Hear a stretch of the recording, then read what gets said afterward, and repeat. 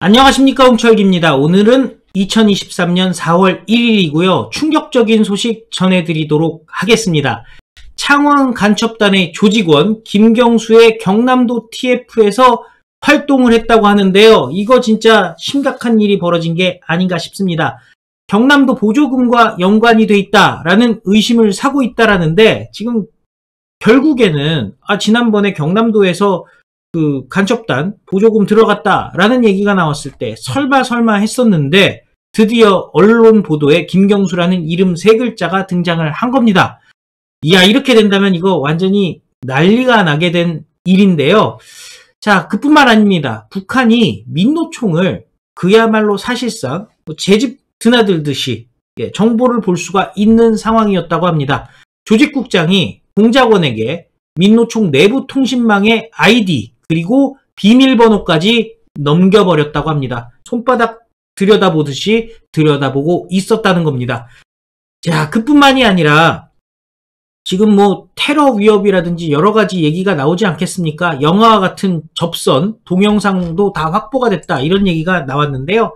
자, 간첩 얘기를 하고 있는데 갑자기 또 생뚱맞게 문재인이 간첩 혐의를 받았던 윤희상 참배를 했다고 합니다.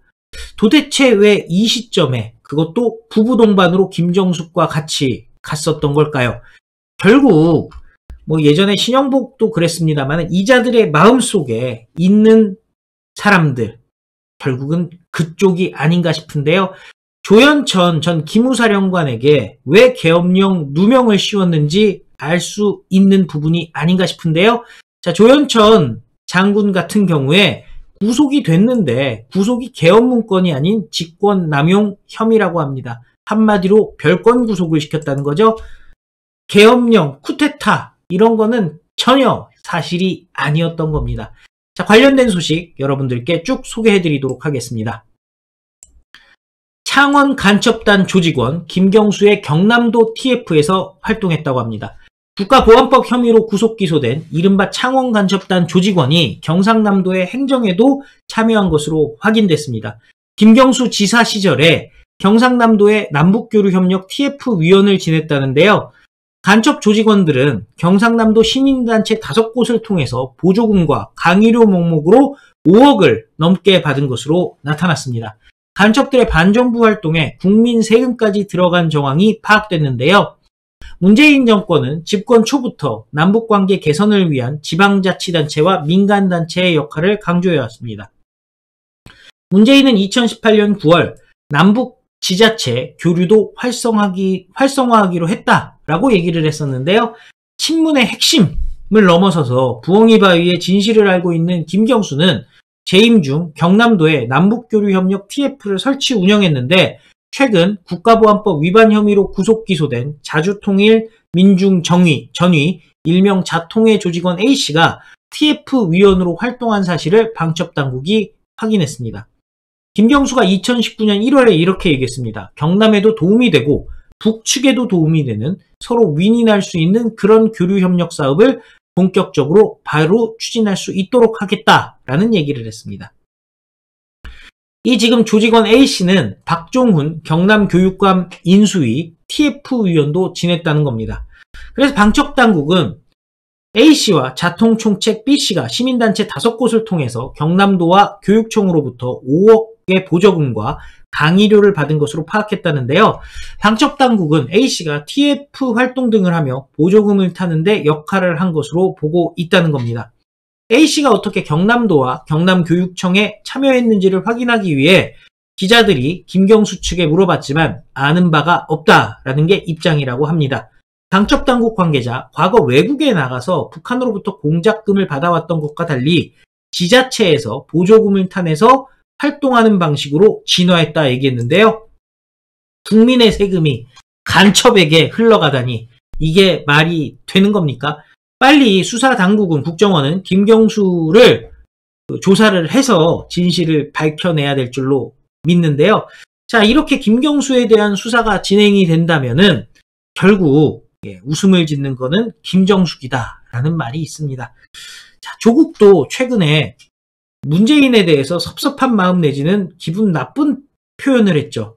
문재인 밉지 않습니까? 라는 질문에 내가 수석비서관을 했던 사람인데 이런 거 대답하기가 매우 어렵습니다 해서 문재인에게 기분이 나빠하는 듯한, 또 결국에는 본인을 끝까지 밀어주지 않았다 뭐 이런 원망을 하나 본데요. 문재인이 뭐 방법이 있습니까? 전 국민이 다 조국은 내려오라 했는데, 이 김경수 같은 경우도 사이가 좀 벌어졌다는 얘기가 있죠. 문재인 정권에서 깜빵에 넣고 또 사면도 시켜주지 않았기 때문에 그 부분에 대해서 사이가 벌어졌다라고 얘기를 하고 있는데, 문재인이 다시 대통령은 못하니까 그 대권의 꿈을 누군가가 대신 꾸고 있다라는 얘기가 있기 때문에 김정숙이 웃음을 짓는 것 아니냐라는 얘기가 나오고 있죠.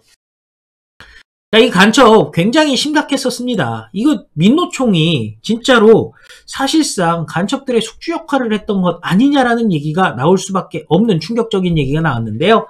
북한이 민노총을 손바닥처럼 들여다봤다라는 보도가 나왔습니다.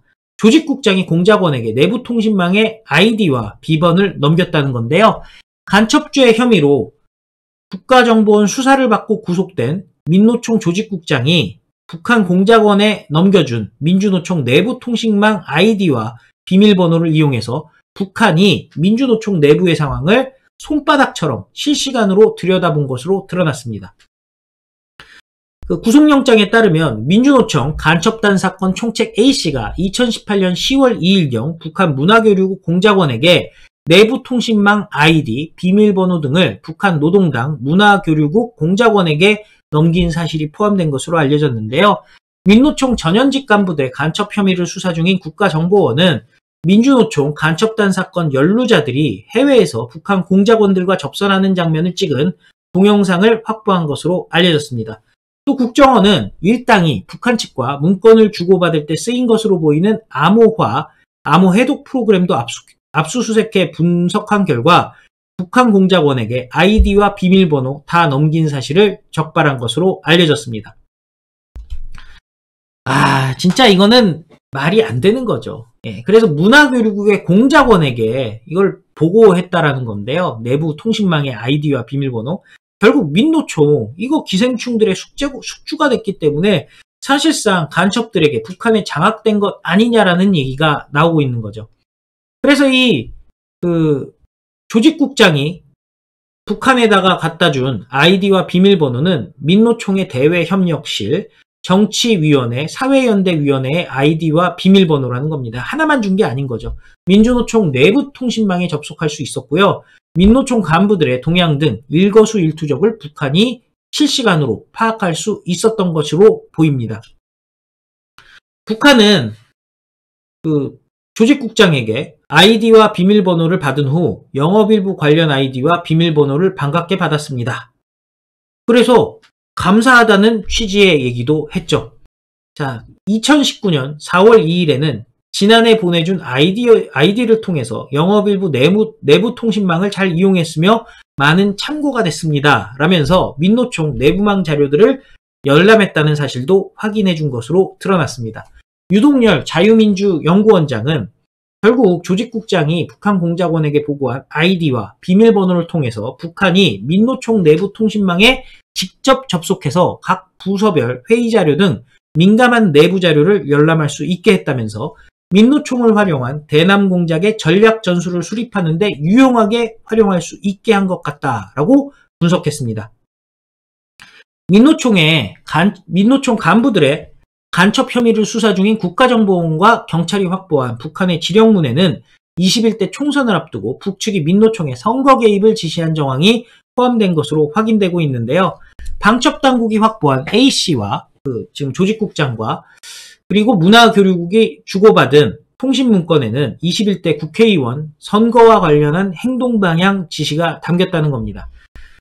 총선에서 민주당을 비롯한 진보 민주개혁 세력이 압도적인 승리를 거두지 못하고 보수 세력에 패한다면은 촛불 민심인 보수 적폐 청산과 사회 대개혁은 좌절될 것이다 라면서 미국과 일본의 보수 세력을 등에 업고 그것들의 지지 밑에 재집권 야망을 실현해 보려고 날뛰는 보수 패당의 책동과 관련해서는 미일 상정과 보수 세력 간 쐐기를 받기 위한 사업을 실정에 맞게 추진했으면 한다라고 주문을 했다는 겁니다.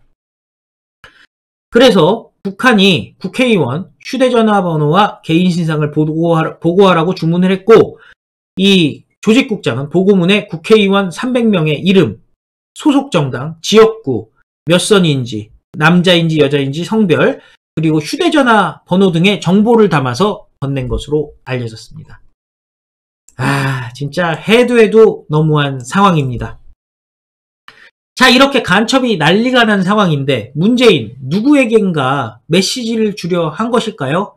통영을 방문해서 윤희상 간첩 혐의가 있는 간첩으로 알려진 윤희상의 묘역을 찾아서 참배했다는 겁니다.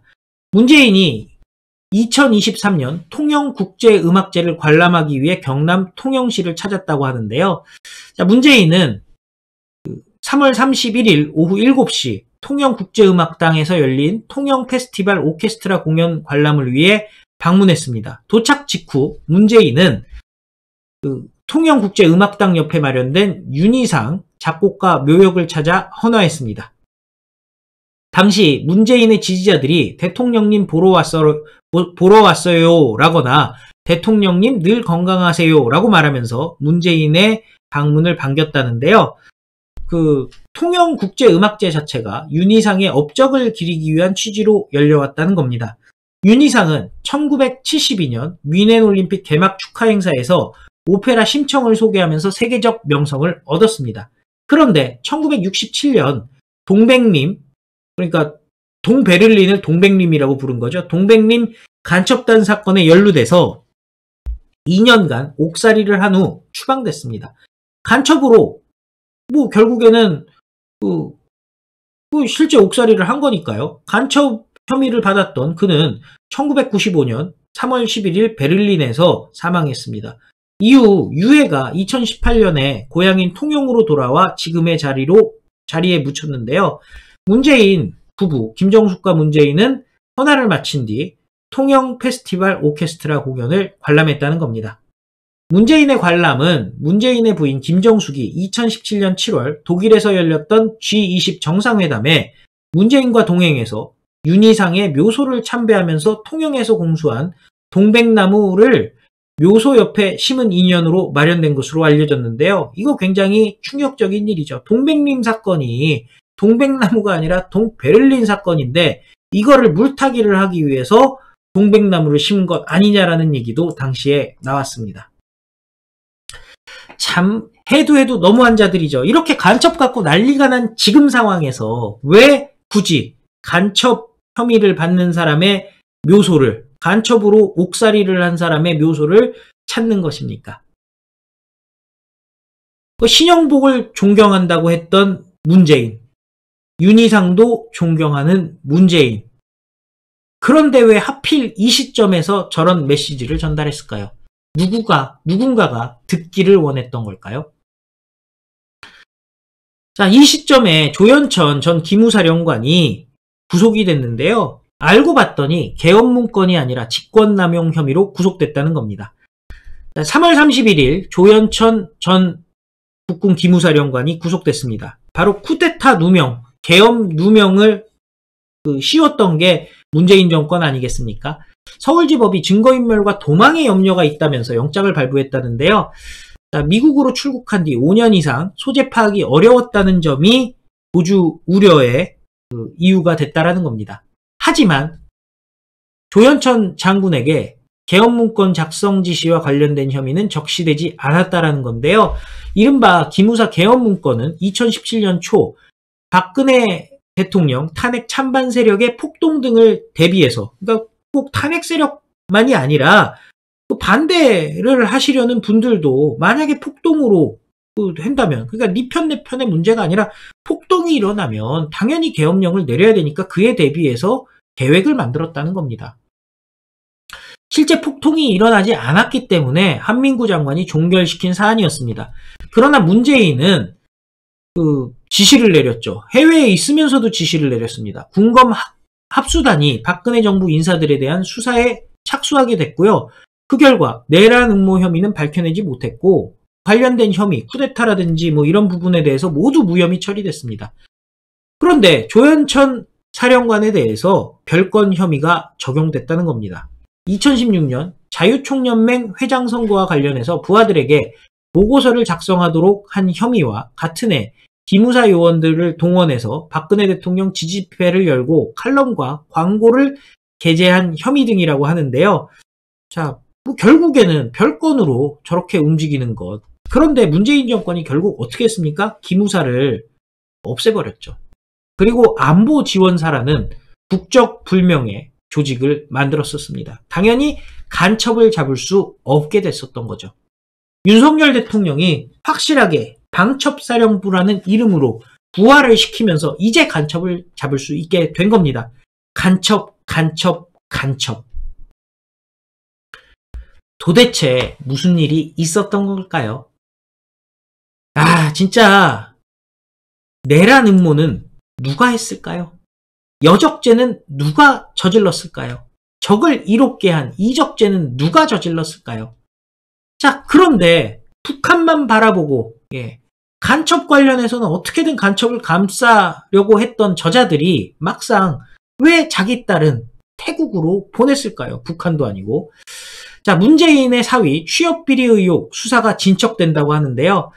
자, 이스타 71억 배임 사건의 피해자인 박석호 타이 이스타젯 대표가 구속돼서 결국은 문재인의 사위, 전 사위죠. 서모 씨의 취업 비리에 대한 수사가 본격화될 것으로 예상된다고 합니다. 전주지법은 구속영장을 발부를 했는데요. 증거인멸에 염려가 있다는 게 사유였다고 합니다. 지난번에 3월 2일에 검찰이 청구했던 구속영장은 법리적으로 다퉈볼 여지가 있다면서 기각했었다는데 결국 보안 수사를 통해서 구속을 시키고야 말았습니다. 박석호라는 자는 이스타항공 자금 71억을 타이 이스타젯 설립 자금으로 쓰는 등 이스타항공에 경제적 손실을 끼친 혐의를 받고 있는데요. 2014년부터 2019년 40억 상당의 불법 외환 거래를 한 혐의도 포함됐습니다. 당연히 잘린 이상직이 실소유한 것으로 의심받고 있는 타이 이스타젯. 여기에는 결국에는 항공업계의 경험이 전무한 문재인의 전 사위 서모 씨가 거기서 전무가 된 부분, 무언가 이상하다는 거죠. 이상직의 중진공 이사장 임명과 대가성이 의심된다. 나중에는 국회의원까지 되지 않았겠습니까? 자, 이 부분의 의혹인 건데요. 저는 단순히 태국까지 가서 전무하려고 딸과 손주까지 태국으로 보냈을까요? 저는 개인적으로 전무하려고 간 건 아닌 것 같다는 생각이 드는데요. 무언가 의심스러운 제보들은 있습니다만은 아직 여러분들께 말씀드릴 수 있는 단계는 아닌 것 같습니다. 그럼에도 불구하고 앞으로 지켜봐야 될 것은 왜 북한만 바라보고 있던 자들이 왜 태국으로 딸과 손주를 보냈냐는 거겠죠. 자, 어쨌든 김경수 TF 그리고 간첩단이 경남도와 경남교육청에서 5억을 따냈다라는 것 충격적이지 않을 수가 없고요. 또 무엇보다 더 문제는 이렇게 간첩이 난리가 난 상황에서 문재인과 김정숙은 왜 간첩 묘소에 참배를 했냐라는 겁니다. 정말 이상한 일입니다. 어쩔 수 없습니다. 진실을 밝히기 위해서는요. 저자들 싹 다 수사에 들어가서 검찰, 국정원 합동 수사에 들어가가지고요. 진실을 밝히는 수밖에 없다는 생각이 듭니다. 정말 윤석열 대통령이 뭐 이렇게 간첩이 많을 수가 있냐라고 얘기했을 정도 곳곳이 간첩이 스며들어 있었습니다. 민노총뿐만이 아닌 거죠. 그러니까 전국이 지방자치단체까지 간첩이 스며들어 있었던 건데요. 도대체 나라가 어떻게 되려고 그랬을까요? 진짜로 다 갖다 바치려고 한 걸까요? 정말 다행인 것은 윤석열 대통령이 되는 바람에 간첩을 잡을 수 있게 됐다는 거죠. 참 간첩이 요즘 세상에 어디 있냐고 얘기했던 사람들 반성해야 될 줄로 생각합니다. 시청해주셔서 감사드리고 또 필요한 뉴스 여러분들께 다시 찾아뵙도록 하겠습니다. 자, 요즘 노출 빠방하게 할 수 있도록 잘 안 되니까요. 여러분들이 좋아요 많이 눌러주시면 좋겠고요. 조금 거추장스러우시더라도 페이스북이나 카카오톡으로 공유해 주시면 참 좋을 것 같습니다. 그리고 홍철기 TV 영상 처음 보시는 분들, 아직 구독 안 하신 분들, 이만하면 볼만하네 라고 생각하시면은 구독 버튼도 많은 관심 부탁드립니다. 자, 다 같이 외치겠습니다. 우리는 승리합니다. 감사합니다. 안녕히 계십시오.